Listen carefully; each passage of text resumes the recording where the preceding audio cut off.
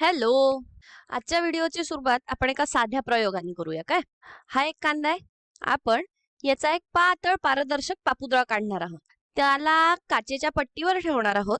त्यावर अभिरंजकाचे काही थेंब टाकणार आहोत आणि आता आपण या कांद्याच्या पापुद्राचे सूक्ष्मदर्शकाखाली निरीक्षण करणार आहोत. तर आपण जेव्हा याचं निरीक्षण करतो तेव्हा तो काहीसा असा दिसतो. तुम्ही पाहू शकता की हा पापुद्रा प्रत्यक्षात अनेक लहान लहान विटांसारख्या घटकांनी बनलेला आहे आणि हेच विटांसारखे घटक म्हणजे पापुद्राच्या पेशी किंवा सेल्स. आणि प्रत्येक पेशीमध्ये आपल्याला 3 ठळक भाग दिसू शकतात काय. आपण पटकन त्यांना काढून घेऊया आणि त्यांना आपण ए, बी आणि सी असे नाव देऊया. तर ए ही पेशीची सीमा आहे, बी हा मोठा गडद भाग आहे आणि सी हा ए आणि बी यांच्यामध्ये असलेला भाग आहे. आता यामध्ये बी म्हणजे केंद्रक किंवा न्यूक्लियस आहे, सी म्हणजे पेशीद्रव्य किंवा सायटोप्लाझम आहे आणि ए हा प्रदव्य पटल किंवा प्लाझ्मा मेम्ब्रेन आहे. आणि याच प्रदव्य पटलाबद्दल आपण या व्हिडिओमध्ये चर्चा करणार आहोत. चला तर सुरू करूया. प्रदव्य पटल हा पेशी पटल किंवा सेल मेम्ब्रेन म्हणूनही ओळखला जातो आणि आपण बघू शकतो की हा प्रदव्य पटल पेशीची बाह्य सीमा तयार करतो आणि याचं काम आहे की पेशीच्या आतमध्ये असलेल्या भागांना बाह्य पर्यावरणापासून वेगळं करणे. आता काही पेशींमध्ये बाहेरच्या बाजूला एक अतिरिक्त आवरण असतं ज्याला पेशीभित्तिका किंवा सेल वॉल असं म्हणतात. या पेशीभित्तिकेबद्दल आपण आता चर्चा नाही करणार आहोत. आपण प्रदव्य पटलाबद्दल चर्चा करणार आहोत. आता जेव्हा कधी आपण प्रदव्य पटलाच्या रचनेबद्दल बोलतो किंवा जेव्हा आपण पेशीची आकृती काढतो तेव्हा सहसा आपण या 2 रेषा काढून मोकळे होतो आणि आतील रचना काढण्यास सुरुवात करतो. परंतु जर आपण या प्रदव्य पटलाची रचना सूक्ष्मदर्शकाखाली बघितली तर ती काहीशी अशी दिसते. याला फ्लुइड मोझॅक मॉडेल म्हणतात किंवा फ्लुइड मोझॅक रचना म्हणतात, जी मेद म्हणजेच लिपिड्स, प्रथिने म्हणजेच प्रोटीन्स आणि कार्बोदके म्हणजेच कार्बोहायड्रेट्सनी बनलेली असते. आता तुम्हाला प्रश्न पडला असू शकतो की मोझॅक म्हणजे काय. तर तुम्ही पाहू शकता की ही रचना अनेक वेगवेगळ्या छोट्या रचनांनी बनलेली आहे आणि हे सगळं मिळून एक मोठी रचना तयार करत आहेत ज्याला मोझॅक असं म्हणतात. आता आपण याकडे अधिक जवळून बघूया. आता मला सांगा, जेव्हा आपण या विशिष्ट रचनेकडे पाहतो तेव्हा तुम्हाला पहिली गोष्ट कोणती दिसते. म्हणजे जेव्हा मी याच्याकडे पाहते तेव्हा मला पहिली गोष्ट दिसते ती म्हणजे ही फुग्यासारखी रचना ज्याला 2 शेपटे आहेत, बरोबर. आणि हाच भाग प्रदव्य पटलाचा प्रमुख घटक तयार करतो ज्याला स्फुरिलमेद किंवा फॉस्फोलिपिड असं म्हणतात. हे स्फुरिलमेद प्रदव्य पटलाचा मुख्य साचा तयार करतात आणि या रचना 2 थरांमध्ये असतात. म्हणूनच याला स्फुरिलमेदाचे 2 थर किंवा स्फुरिलमेदाचा द्विस्तर किंवा फॉस्फोलिपिड बायलेयर असंही म्हटलं जातं. पण स्फुरिलमेद म्हणजे काय आणि ही रचना अशा पद्धतीने का असावी, तर हे समजून घेण्यासाठी आपण याच्यातला एक स्फुरिलमेद बाहेर काढूया आणि त्याला बघूया. तर जेव्हा आपण एक स्फुरिलमेद बाहेर काढतो तेव्हा त्याचे अगदी 2 वेगवेगळे भाग दिसून येतात. पहिलं म्हणजे त्याचं डोकं किंवा शीर आणि दुसरं म्हणजे शेपटी. तर हे डोकं बनलेलं असतं फॉस्फेट गटाचं आणि शेपटी बनलेली असते ही मेदाची. अधिक विशिष्टपणे सांगायचं तर यामध्ये 2 मेदाच्या साखळ्या असतात किंवा 2 फॅटी ऍसिडच्या साखळ्या असतात.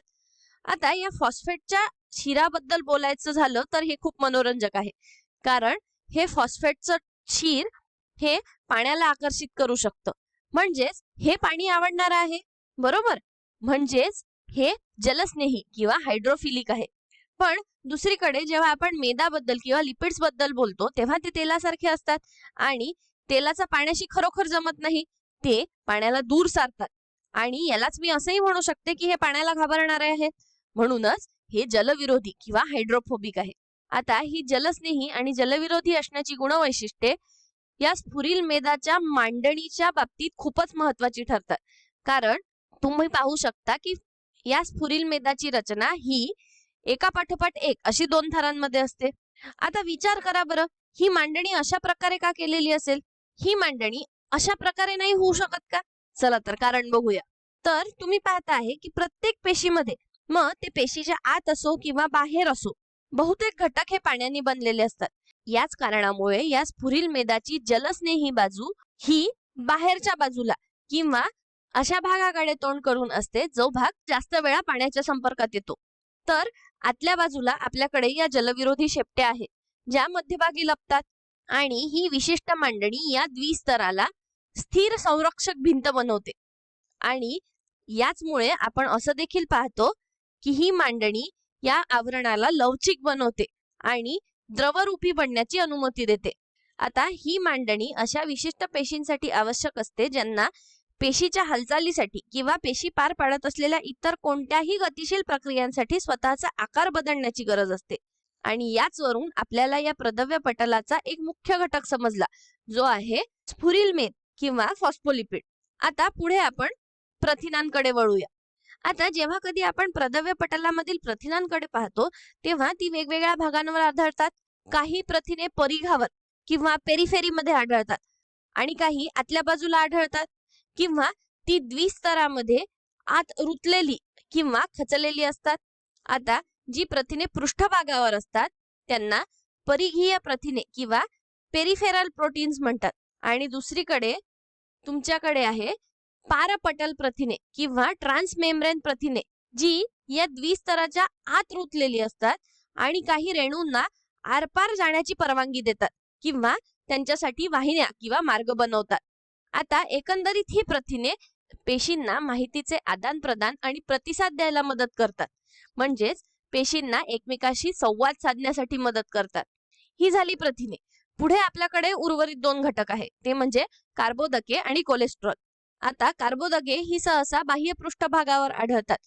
ती एकतर मेदांना जोडलेली असतात किंवा प्रथिनांना जोडलेली असतात आणि ते मिळून तयार करतात ग्लायकोलिपिड्स किंवा ग्लायकोप्रोटीन्स. आता या ग्लायकोप्रोटीन्स बद्दल एक मनोरंजक तथ्य आहे. ही आपल्या पेशीच्या काही विशिष्ट भागात आढळतात जे ओळखपत्राचं काम करतात. आता ओळखपत्राचं काम कसं करतील बरं? आणि हे महत्वाचं काय आहे? तुम्हाला माहिती आहे की आपल्या शरीरात एक रोगप्रतिकारक शक्ती असते किंवा इम्युन सिस्टीम असते. ही शक्ती आपल्या शरीराच्या स्वतःच्या पेशी कोणत्या आणि बाहेरून आलेले आक्रमणकर्ते कोणते आहे हे ओळखण्यासाठी जबाबदार असते. आणि हे ग्लायकोप्रोटीन्स आपल्या रोगप्रतिकारक शक्तीला आपल्या शरीराच्या स्वतःच्या पेशी आणि बाहेरील परके आक्रमणकर्ते यांच्यामधला फरक सांगण्यासाठी मदत करतात. त्यानंतर अर्थातच राहतं ते म्हणजे कोलेस्ट्रॉल. आता हे कोलेस्ट्रॉल स्फुरील मेदाच्या जलविरोधी शेपट्यांच्या मध्ये बसलेले असतं आणि हे संरचनात्मक अखंडता राखण्यासाठी मदत करतं आणि प्रदव्य पटलाला कमी अधिक प्रमाणात स्थिर आणि लवचिक ठेवतं.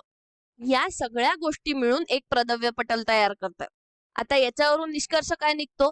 तर प्रदव्य पटल किंवा पेशी पटल ही एक न बदलणारी सीमा नाहीये, तर एक लवचिक आणि मजबूत सीमा आहे, जी मेद म्हणजेच लिपिड्स, प्रथिने म्हणजेच प्रोटीन्स, कार्बोदके म्हणजेच कार्बोहायड्रेट्स आणि कोलेस्ट्रॉल यांनी बनलेली आहे. आणि या विशिष्ट रचनेला फ्लुइड मोझॅइक मॉडेल किंवा फ्लुइड मोझॅइक रचना म्हटले जाते, जी निकोलसन आणि सिंगर यांनी प्रस्तावित केली होती. आणि विशेष म्हणजे हा इतका महत्वाचा असलेला अडथळा किंवा ही इतकी महत्वाची असलेली भिंत अत्यंत पातळ आहे. वास्तविक पाहता ही भिंत केवळ 5 ते 10 नॅनोमीटर इतकीच जाड असते. आता या व्हिडिओचा सारांश बघूया. पहिलं आपण पाहिलं की प्रदव्य पटल हे प्रत्येक पेशीभोवती असते. दुसरं आपण पाहिलं की ते स्फुरील मेदाच्या द्विस्तराने बनलेले असते, ज्यामध्ये प्रथिने, कोलेस्ट्रॉल आणि कार्बोदकांचा समावेश होतो. तिसरं आपण पाहिलं की ते पेशीच्या आत काय येतं आणि काय बाहेर जातं यावर नियंत्रण ठेवते, पेशीला लवचिकता प्रदान करते आणि अगदी पेशी ओळखण्यास देखील मदत करते.